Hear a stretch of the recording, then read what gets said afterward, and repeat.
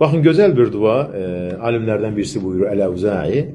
Yani bu bir numune diyen dua ederken insan Allah Teala öz acizliğini itiraf etmesi, güzel sözler seçmesi, bir var Peygamberimizden gelen dualar, en üstün dualar, Kur'an-ı Kerim'de dualar, bir de insan dua ederken ihtiyaçlarını. Değil ki, Evzai değil ki alimlerden birisi, değil ki, yani geçmiş alimlerden birisi, değil ki Kabe'nin etrafında tavaf ederken bir nefer gördüm, Kabe'nin örtüğünden elini tutup, yani Kabe'nin kapısından böyle dua edirdi. Ey Rabbim, mən fağıram, bunu sen görürsen. Uşaqlarım çılpaqdır, bunu da sen görürsen. Yani Allah Teala ruzi istəyir. Dəvəm arıqlayıb, bunu da sen görürsen. Yani imkansızlıqdan. Bəs ey hər şeyi görən, amma özü görülməyən Allah. Bu gördüklerime ne karar verirsen?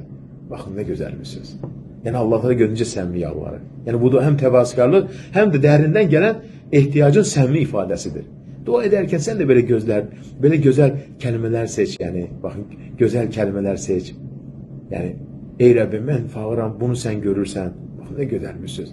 Sıkıntımı görürsen, el açsızlığımı görürsen. Ey Rabbim, ey her şeyi gören. Bakın ne güzel. Her şeyi gören ama özü görülmeyen Allah. Bu gördüklerine ne cevap vereceksen, ne karar vereceksen. Ben ümidle gözleyirəm. Bakın ne güzel sözler. Yani dua ederken böyle ifadeleri Rabbimiz sevir ki insan dua ederken böyle kelimelerden nedir? İstifade etsin.